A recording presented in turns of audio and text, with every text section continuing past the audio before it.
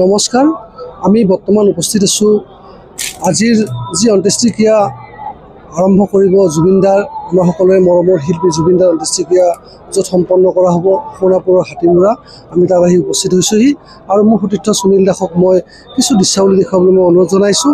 এয়া লোকে লোকাৰণ্য হৈ পৰিছে সোণাপুৰৰ এই অঞ্চলটো আৰু আমি আপোনালোকক জনাব বিচাৰিছোঁ যে ইতিমধ্যে অসম চৰকাৰে এই স্থানত প্ৰায় 10,000 বিঘা মাটি আবণ্টন দিছে।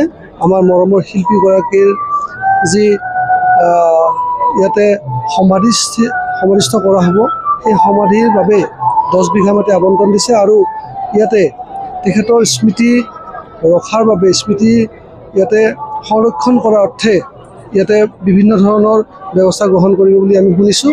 ইতিমধ্যে মই আপোনালোকক ইয়াৰ কিছু দৃশ্যাৱলী দেখুৱাইছোঁ। ইতিমধ্যে লাখ লাখ আহি অনুৰাগী ইয়াতে উপস্থিত হৈছেহি। আজি অসমীয়াৰ আৱেগ অসমীয়াৰ অনুভূতি আজি জুবিনদা আহি ইয়াতে অন্তিম শয়নত ইয়াতে থাকিবহি, অন্তিম ঠিকনা হৈ পৰিব স্থানটো। মই তেখেতক দেখুৱাবলৈ অনুৰোধ জনাইছোঁ। আমি যিমান সম্ভৱ আপোনালোকক দেখুৱাবলৈ চেষ্টা কৰিছোঁ। এয়া হ'ল জুবিনদা মৰমৰ শিল্পী জুবিনদাৰ অন্তিম ঠিকনা, যি ঠিকনাক লৈ কিছু সময় আগলৈকে এটা বিতৰ্ক সূচনা হৈছিলে আৰু আমি আপোনালোকক জনাবলৈ বিচাৰিছোঁ যে সঁচাকৈ এটা ভাল স্থানত জুবিনদাৰ অন্তিম শয়নস্থলী নিৰ্বাচন কৰা হৈছে। সকলো মানুহে ইয়াতে আহি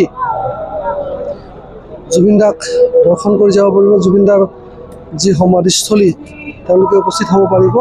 মই দেখুৱাবলৈ চেষ্টা কৰিছোঁ। মই কিছু জনতাৰ মাজত যাবলৈ ইচ্ছা কৰিছোঁ যি আজি ইয়াতে আহি উপস্থিত হৈছেহি।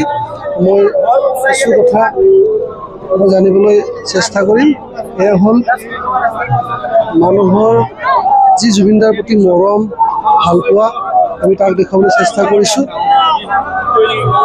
এয়া হ'ল আমাৰ মৰমৰ শিল্পী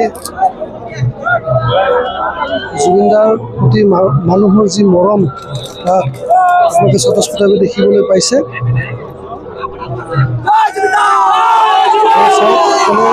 কৈছে আপুনি ক'ৰ পৰা আহিছে? হয়, আপোনাক কেতিয়া আহি পাইছে? মই 6টা মানত আহি পাইছোঁ। আজি ধৰক এজন আমাৰ যি মৰমৰ দাদা জুবিনদা আজি মহাপ্ৰলয় হ'ল, আজি পঞ্চমীত বিলীন হ'ব, এই ক্ষেত্ৰত আপুনি কি ক'ব? এইটো মানে এতিয়া ধৰক ভালকৈ ইনকুৱাৰী হ'ব লাগে। যিটো মৃত্যু হ'ল তাত সকলোৰে অকণমান ডাউট আছে, ডাউটটো ক্লিয়াৰ কৰিব লাগে। CM ছাৰে চাব লাগে, অকণমান গুৰুত্ব দিব লাগে। দুখ লাগিছে আৰু বহুত দুখ লাগিছে। কি কৰিম, অসমৰ ডাঙৰ সম্পদ এটা গুচি গ'ল।